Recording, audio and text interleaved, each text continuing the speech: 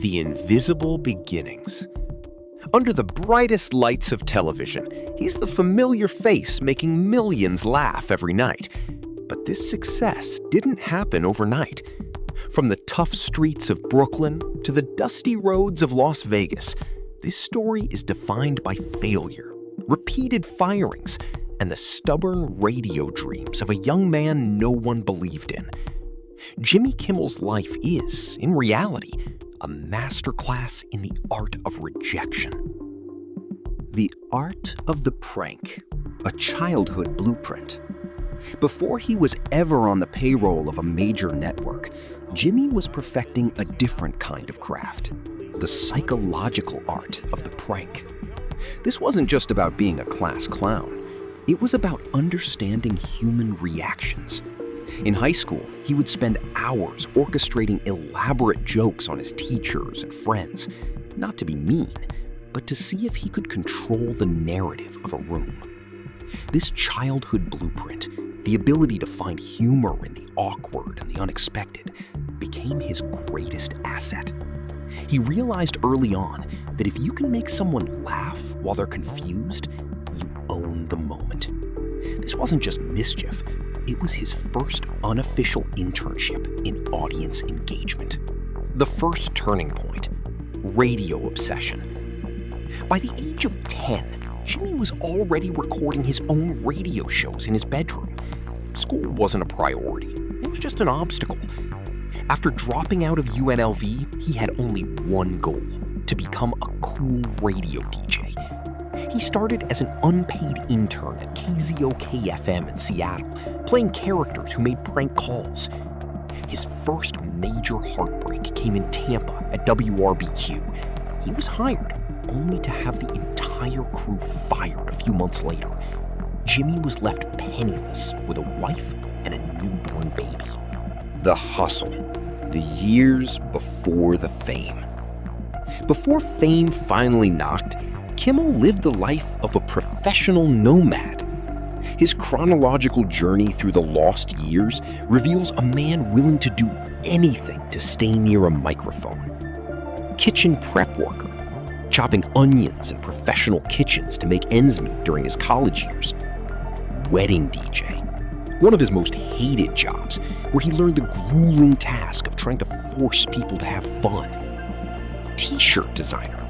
He printed and sold his own illustrations, marking his first attempt to merge creativity with business. Jimmy the sports guy. The real breakthrough came at KROQ-FM in Los Angeles. This was where his comedic instincts were finally discovered by a mass audience. The shadow of the greats, learning from Letterman. While Jimmy was grinding through wedding gigs and chopping onions in kitchens, he had a silent mentor watching over him from a small television screen, David Letterman. Kimmel didn't just watch Letterman, he deconstructed him. He studied how Dave handled a guest who wouldn't talk, how he used sarcasm as a shield, and how he turned mundane moments into legendary television. Jimmy was a student of the late-night craft long before he was a practitioner. He would often say that he didn't want to be Letterman, but he wanted to prove that a kid with a similar brand of cynical, smart-aleck humor could survive in a world that usually favored the polished and the perfect. This obsession with the greats provided the fuel he needed during those years when the phone simply wouldn't ring. The pivot, the man show. His radio popularity grew so massive that Comedy Central took a gamble on him. Co-hosting The Man Show with Adam Carolla gave birth to an anti-hero in American television. Jimmy was no longer just a voice, he was a face.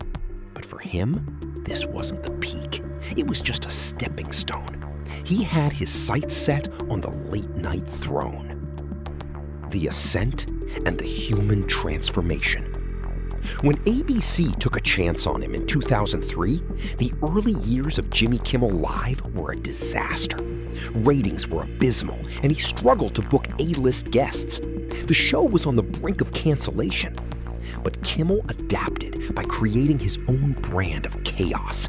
The long-running feud with Matt Damon, the viral Halloween candy pranks, and most importantly, raw vulnerability. The birth of his son, Billy, who was born with a heart defect, transformed Jimmy from a mere comedian into a powerful public advocate. His tearful on-air monologue about healthcare was the most honest moment of his career. The How Did He Get Here finale? Today, he hosts the Oscars, influences national conversations, and is a staple of American homes.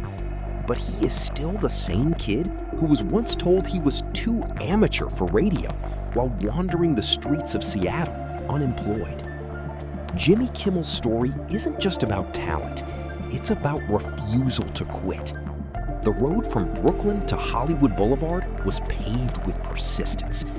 If he hadn't been fired in Tampa all those years ago, he might still be announcing the weather on a local station today. Sometimes, the biggest failures are simply the blueprints for the greatest victories. The philosophy of the everyman. Beyond the suits, the late-night lights, and the Hollywood stars lies a worldview forged in the fires of early failure. Jimmy Kimmel's philosophy is deceptively simple. Work harder than everyone else, but never expect the world to owe you anything. In his most candid interviews, Kimmel often speaks about his productive anxiety, the idea that the moment you feel comfortable is the moment you start to fail.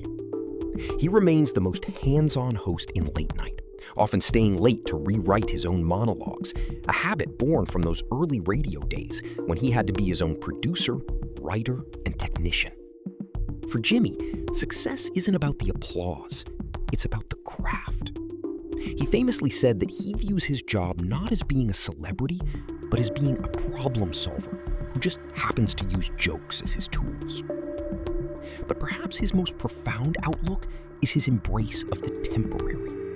Having been fired so many times in his youth, he lives with the constant awareness that it could all end tomorrow.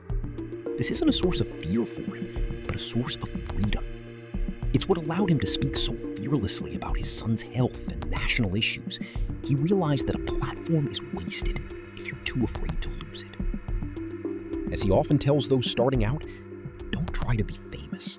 Try to be so good that they can't ignore you.